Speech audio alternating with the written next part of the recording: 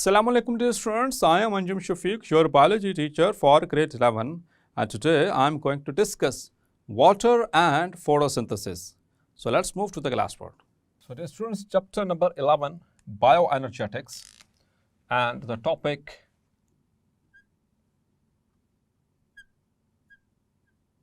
water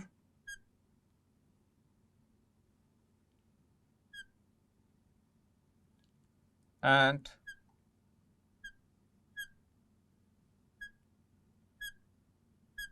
photosynthesis.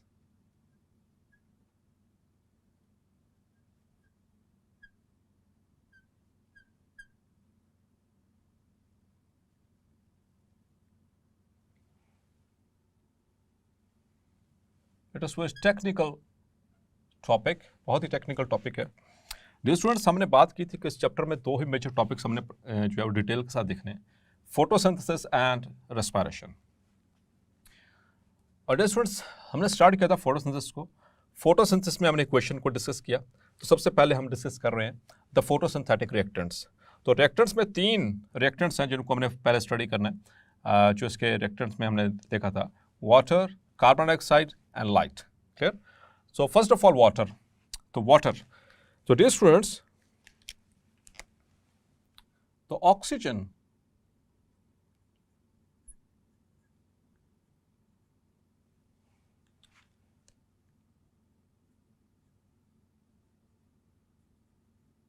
liberated during photosynthesis, हमने देखा था इक्वेशन में कि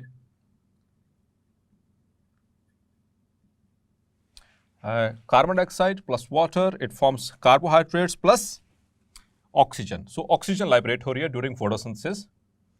It comes from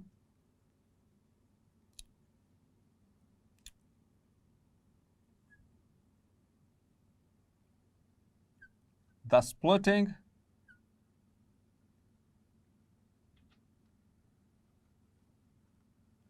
of water. पानी के स्प्लिट करने से आती है. क्लियर? एंड इज ऑल्सो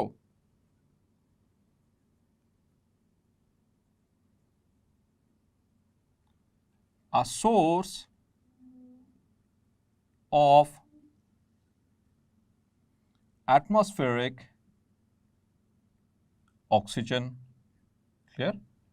तो यही ऑक्सीजन एटमॉस्फेयर में जाती है जो लाइब्रेट होती है, और एटमॉस्फेरिक ऑक्सीजन जो हम पढ़ते हैं कि एटमॉस्फेयर के अंदर 21% जो है वो ऑक्सीजन है, वो एक्चुअली यही से फोटोसिंथेसिस से जा रही है. Clear? So as a source of atmospheric oxygen, और उसको फिर यूटिलाइज किया जाता है, which is utilized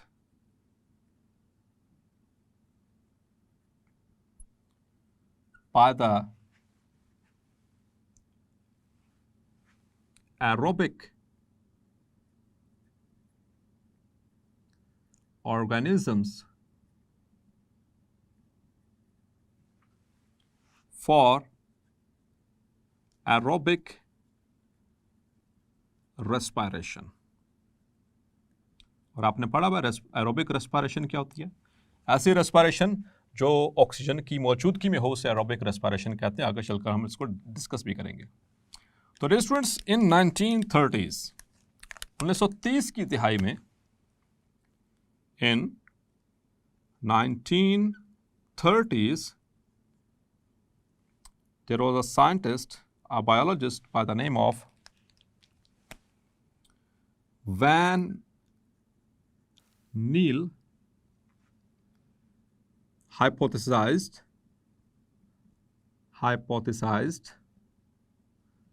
उसने हाइपोथेसिस पेश किया था 1930 की दिहाई में. वो हाइपोथेसिस क्या था? That the oxygen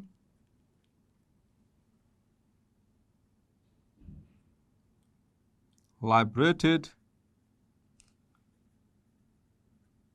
during photosynthesis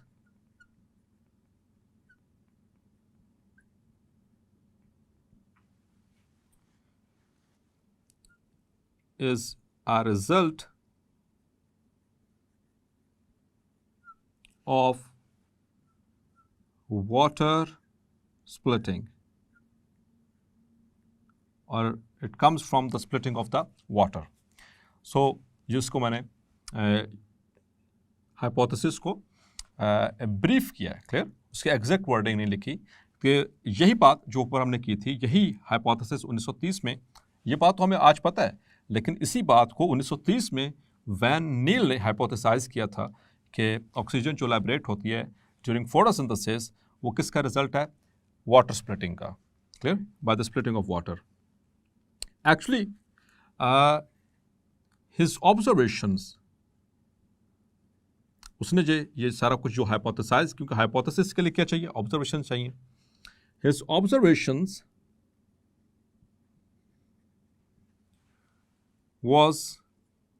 were based on an investigation, एक इन्वेस्टिगेशन की थी उसने on photosynthetic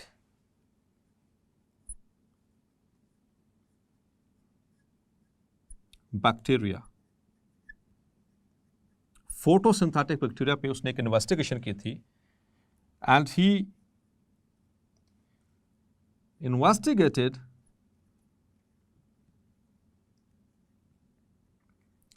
ये इन्वेस्टिगेशन किस पे की थी, बैक्टीरिया पे. इसको एमसीक्यू के लिए मार्क कर लें. That water is the source of oxygen. How, वो कैसे डियर स्टूडेंट्स? सो हमने चैप्टर नंबर 6 में डिटेल से पढ़ा था, जब हमने न्यूट्रिशन इन बैक्टीरिया पढ़ा था, उसमें फोटोसिंथेटिक बैक्टीरिया हमने पढ़े थे, याद है आपको? ऑटोट्रॉफिक मोड ऑफ न्यूट्रिशन के अंदर दो तरह के बैक्टीरिया थे, हेटेरोट्रॉफिक और ऑटोट्रॉफिक. हेटेरोट्रॉफिक आगे दो तरह के थे, उसमें सेप्रोफाइटिक एंड पैरासिटिक, और जबकि ऑटोट्रॉफिक दो तरह के थे, the photosynthetic and the chemosynthetic. और उसमें जो फोटोसिंथेटिक बैक्टीरिया की हमने बात की थी, वो क्या, किस तरह से फोटोसिंथेसिस करते थे, वहाँ पर क्या क्वेश्चन हमने यूज़ की थी डियर स्टूडेंट्स, आपको याद होगा, that carbon dioxide plus H2S, clear, and it forms sugar, mean the carbohydrate, CH2O, ये इसका एम्पेरिकल फार्मूला, ठीक है, लिखा है शुगर का empirical formula, plus sulphur plus water. तो ये आपने देखा था उस चैप्टर में भी हमने इस बात को डिस्कस किया था कि फोटोसिंथेटिक बैक्टीरिया वो वाटर की बजाय हाइड्रोजन सल्फाइड को इस्तेमाल करते हैं, ठीक है, as a donor of hydrogen. तो उस वक्त डे स्टूडेंट्स क्या देखा वैन नील ने कि सल्फर रिलीज हो रही है, सल्फर इज रिलीज्ड. तो सल्फर किसके साथ अटैच थी, H2S के साथ, और H2S किसकी जगह पे इस्तेमाल हो रहा है, H2O की जगह. इसका मतलब ये हुआ कि अगर यहाँ पर वाटर होता, अगर यहाँ पर वाटर होता तो यहाँ से ऑक्सीजन रिलीज होनी चाहिए थी. इन्वेस्टिगेट उसने क्या किया कि कार्बन डाइऑक्साइड वो तो इस्तेमाल हुई, कार्बन डाइऑक्साइड यूटिलाइज हो रही है फॉर फोटोसिंथेसिस, लेकिन ऑक्सीजन रिलीज नहीं हो रही. इस इक्वेशन से हम क्या समझते हैं, जरा इस बात को दोबारा गौर से सुने, जो उसने इन्वेस्टिगेट किया था वैन नील ने, कि बैक्टीरिया कार्बन डाइऑक्साइड को तो इस्तेमाल कर रहे हैं, किसके लिए, शुगर बनाने के लिए, लेकिन कार्बन डाइऑक्साइड के होते हुए भी यहां पर देखें इस साइड पे ऑक्सीजन रिलीज नहीं हो रही. इसका मतलब यह हुआ कि carbon dioxide it is not the source of oxygen, कि अगर ऑक्सीजन जो लाइब्रेट होती है फोटोसिंथेसिस में, अगर वो कार्बन डाइऑक्साइड से रिलीज होती तो यहां पर भी होनी चाहिए थी, जबकि ऐसा नहीं हुआ. तो यहां से क्या रिलीज हो रही है, सल्फर. सल्फर किसके साथ अटैच्ड है, हाइड्रोजन के साथ. मतलब कि यहां पर वाटर होता तो यहां पर सल्फर के बजाय क्या होती, ऑक्सीजन. तो ये उसकी इन्वेस्टिगेशन थी बाकायदा तौर पर, क्लियर. और इसी के बेस के ऊपर उसने हाइपोथेसिस ये क्रिएट किया था कि जो फोटोसिंथेसिस में ऑक्सीजन रिलीज होती है वो वाटर के स्प्लिट होने से होती है, ना कि कार्बन डाइऑक्साइड के, क्योंकि कार्बन डाइऑक्साइड का प्रूफ तो उसको यहां से मिल गया बैक्टीरिया पे कि बैक्टीरिया कार्बन डाइऑक्साइड को ही इस्तेमाल, क्योंकि ये बेसिक रॉ मटेरियल है, कार्बन डाइऑक्साइड इस्तेमाल कर रहे हैं कार्बोहाइड्रेट बनाने के लिए। लेकिन इस रिएक्शन में देखें कार्बन डाइऑक्साइड के होते हुए भी ऑक्सीजन रिलीज नहीं हो रही, इसका मतलब है carbon dioxide it is not the source of the oxygen during photosynthesis. तो ये उसने हाइपोथेसिस किया। उसके कुछ सालों के बाद 3 साइंटिस्ट हैं इन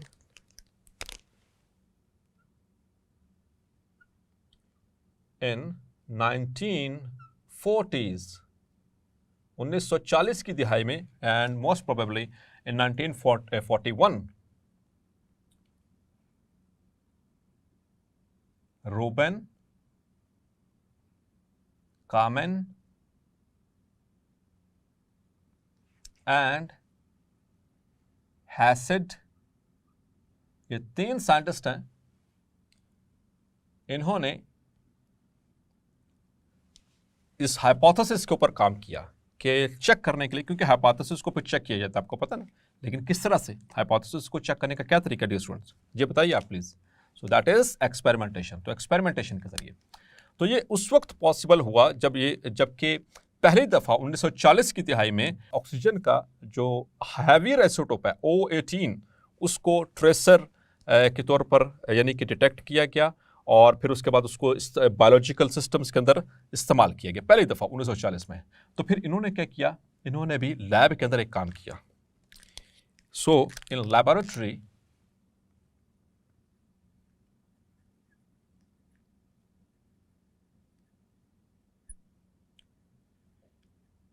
they used heavier isotope of oxygen O18 to use in the experiment.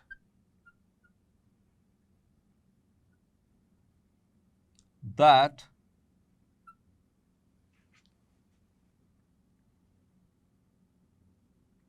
whether water is source of oxygen or carbon dioxide is the source of oxygen during photosynthesis. तो पहली दफ़ा डियर स्टूडेंट्स 1940 में ये isotopes के हवाले से कोई काम हुआ और जो O2 का जो ट्रेसर है उसके ऊपर वो बाकायदा तौर पर इसको बायोलॉजिकल सिस्टम्स के अंदर लाया गया। अब आपको पता है डियर स्टूडेंट्स नेचुरली अकरिंग, अगर हम आइसोटोप्स की बात करें, आइसोटोप्स आपने पढ़े में केमिस्ट्री में, ये atoms of the same element, atoms of the same element which have same atomic number पर different mass number. Atomic number same होता है लेकिन इनका जो मास नंबर है वो वेरी करता है। तो naturally occurring isotopes of oxygen की अगर हम बात करें जो कुदरती तौर पर पाए जाने वाले हैं, so they are 3 naturally occurring.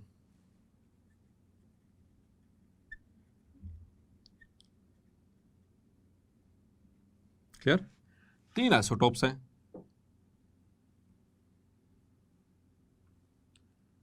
O16 जो कि सबसे ज्यादा अबंडेंट है, then is O17 and then is O18। अगर हम इनकी रिलेटिव अबंडेंस देखें तो O16 जो है that is 99.7%, it is 99.7%, while O17 it is 0.04% in nature and O18 it is 0.22%. तो सबसे ज़्यादा अबंडेंट कौन सा है? 99% वाला O16 जो कि हम नॉर्मली जिसको देखते हैं। तो लेकिन ये भी कुदरती तौर पर नेचुरली अकरिंग है आइसोटोप, और आफ्टर 16 इसकी परसेंटेज ज़्यादा है 0.22%, क्लियर, जबकि O17 इट इज़ 0.04% है। तो इस आइसोटोप को इस्तेमाल किया गया लैब में और आर्टिफिशियली कार्बन डाइऑक्साइड और वाटर प्रिपेयर किए गए with this isotope. Then O18 was used in the lab to prepare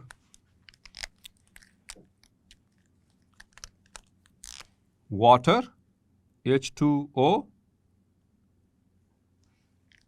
which have O18, and also they prepared carbon dioxide having O18. So synthetically इनको lab के अंदर prepare किया गया और उसके बाद फिर 2 प्लांट ग्रुप्स बनाए गए और उनके अंदर इनको इस्तेमाल करवाया गया। So they made 2 plant groups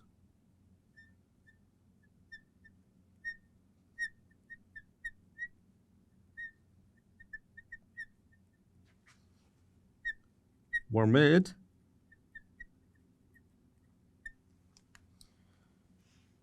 Group 1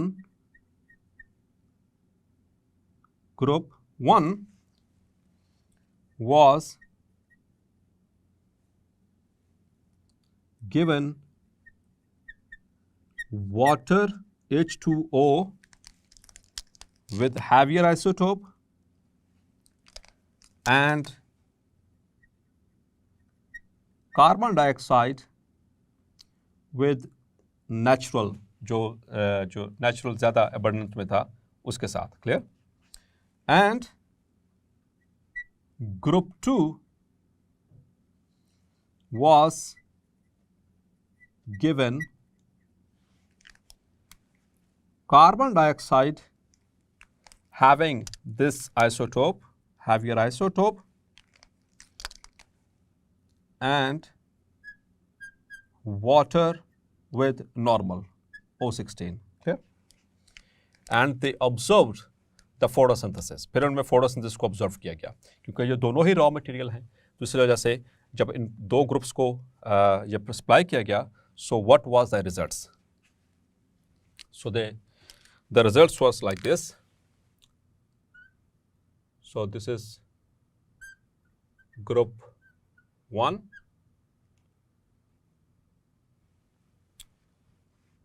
So carbon dioxide plus water, but this water is carrying heavier isotope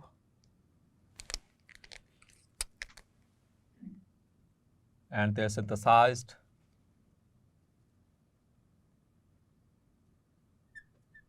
the sugars. ये CH2O मैंने पहले भी बताया एम्पेरिकल फार्मूला है शुगर्स के लिए, ठीक है, ग्लूकोज लाइक हम पहले पढ़ चुके हैं, ठीक है, आपने केमिस्ट्री में भी पढ़ा हुआ है। Plus there was formed water and oxygen. Here the oxygen was with heavier isotope. And in group 2,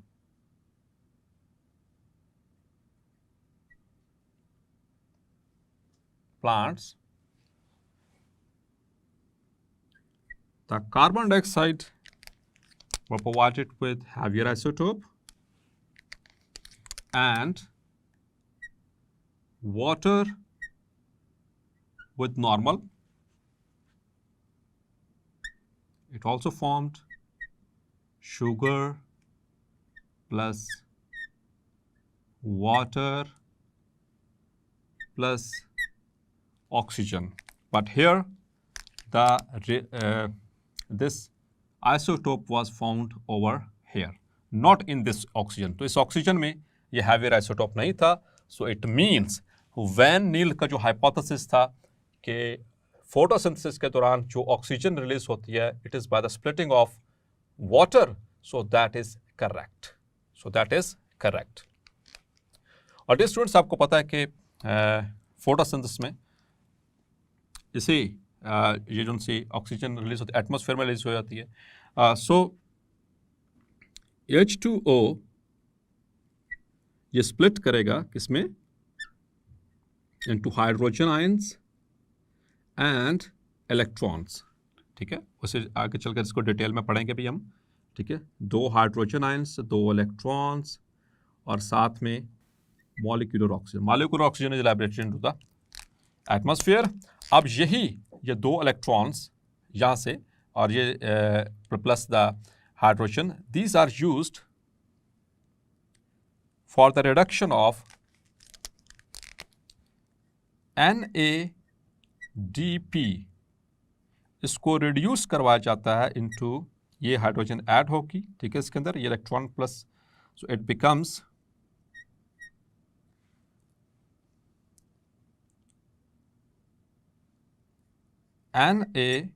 NADPH plus H। ठीक, और फिर उसके बाद इसी दौरान जो है ATP भी सिंथेसाइज होती है। ATP is also synthesized। और ये सारा काम कब हो रहा है dear students? All this is occurring during the light reaction। Detail के साथ पढ़ेंगे, परेशान बिल्कुल नहीं होना। ये बेसिक बात बताइए कि लाइट रिएक्शन में ATP और NADPH बनती है, वो इस तरह से बनती है। ठीक है, और फिर डायरेक्ट रिएक्शन में इस ATP और NADPH को इस्तेमाल किया जाता है कार्बन डाइऑक्साइड को रिड्यूस करने के लिए इनटू शुगर्स। क्लियर? और this is where happening during the dark reactions. So the carbon dioxide is reduced, क्योंकि इनके पास क्या है, reducing power. They have got the reducing power. Clear? So ये सारे अभी सिंप्लीफाइड फॉर्म में बातें आपसे की, आगे चलकर बेहद डिटेल है इनकी, इंशाल्लाह उसको डिस्कस करेंगे। सो ये आपको समझ आ गया कि वाटर जो है ये रॉ मटेरियल है फोटोसिंथेसिस का, और वाटर के स्प्लिट होने से ही एक्चुअली जो है वो ऑक्सीजन लाइब्रेट होती है during photosynthesis. So dear students, hopefully आज का लेक्चर भी आपको क्लैरिफाई हो गया होगा। मिलते हैं नेक्स्ट लेक्चर में और डिस्कस करेंगे क्लोरोप्लास्ट। तब तक अपना ख्याल रखिएगा। अल्लाह हाफिज़।